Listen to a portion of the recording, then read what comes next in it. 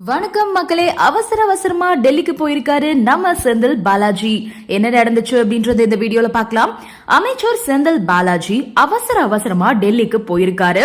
அதோட மறுநாள் விடிய காலையில சென்னையும் திரும்பி இருக்காரு. அவரோட இந்த திடீர் டெல்லி பயணம் பல விவாதங்களை ஏற்படுத்தியிருக்கு.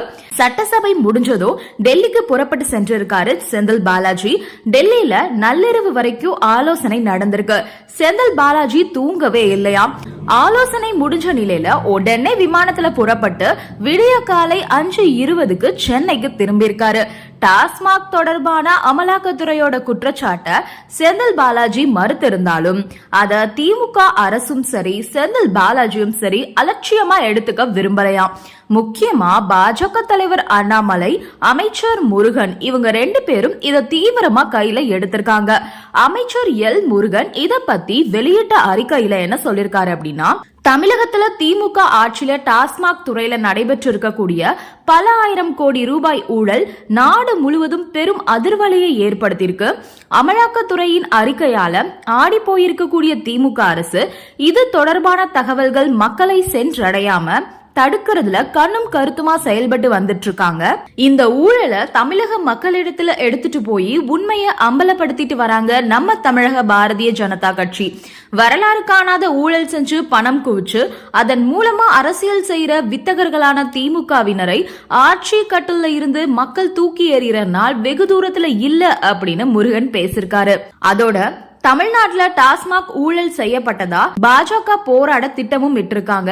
இதையடுத்து அண்ணாமலை உட்பட பாஜக நிர்வாகிகள் பல பேரும் கைதும் செய்யப்பட்டிருக்காங்க.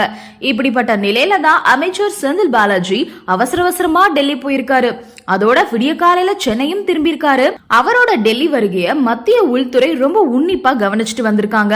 டாஸ்மாக்ல 1000 கோடி ரூபாய் ஊழல் நடந்திருக்கிறதா அமலாக்கத்துறை குற்றம் சாட்டியுள்ள நிலையில செந்தில் பாலாஜியோட இந்த டெல்லி சீக்ரெட் பயணம் மேல் மட்டங்கள்ல கவனம் பெற்றிருக்கு. இந்த வழக்கால ஆத்திரமடைஞ்சிருக்கக்கூடிய திமுக அரசு தமிழகம் முழுவதும் பாஜகவினர் மேல வன்முறையை ஏவி வந்துட்டு இருக்காங்க. டாஸ்மாக் துறையில நடைபெற்றிருக்கக்கூடிய 1000 கோடி ரூபாய் ஊழல் தொடர்பா டாஸ்மாக் தலைமை அலுவலகத்தை முற்றுகையிட்டு போராட்டம் நடத்த முயன்ற பாஜக தலைவர்கள் வீட்டு காவல்ல வைக்கப்பட்டிருக்காங்க. பாஜக தொண்டர்கள் மேல காவல்துறையினர் அடக்குமுறையை கட்டவிழ்த்திருக்காங்க. ஆனா அமலாக்கத்துறையினரோட குற்றச்சாட்டினை சட்ட ரீதியாக எதிர்கொள்வது குறித்தும் நீங்க அமைச்சரா நீடிக்க விரும்புறீங்களா இல்ல விலக நினைக்கிறீங்களா அப்படின்றத நீங்களே முடிவு செய்யுங்க அப்படின்னு உச்சநீதிமன்றம் தெரிவிச்ச கருத்துக்கு பதில் சொல்லாம காலம் தாழ்த்தி வருகிற சூழல்ல விரைவில் அது தொடர்பான ஹியரிங் சுப்ரீம் கோர்ட்ல வர இருக்கிறதுனால அது பத்தியும் சீனியர் வழக்கறிஞர் டீம்ல டெல்லியில விவாதிச்சிருக்காரா செந்தில் பாலாஜி.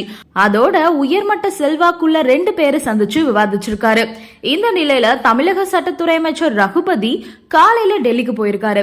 சட்டத்துறை அமைச்சரா கிரிமினல் அப்படின்னு 2 நாட்களுக்கு முன்னாடி அண்ணாமலை விமர்சித்த நிலையில ரகுபதியோட இந்த டெல்லி பயணத்தை முடிச்சு போட்டு அரசியல் ரீதியா விமர்சனமும் நடந்துட்டு வருது. இந்த வீடியோ உங்களுக்கு பிடிச்சிருக்கு அப்படின்னா லைக் பண்ணுங்க, ஷேர் பண்ணுங்க, மறக்காம சப்ஸ்கிரைப் பண்ணிடுங்க. நன்றி, வணக்கம்.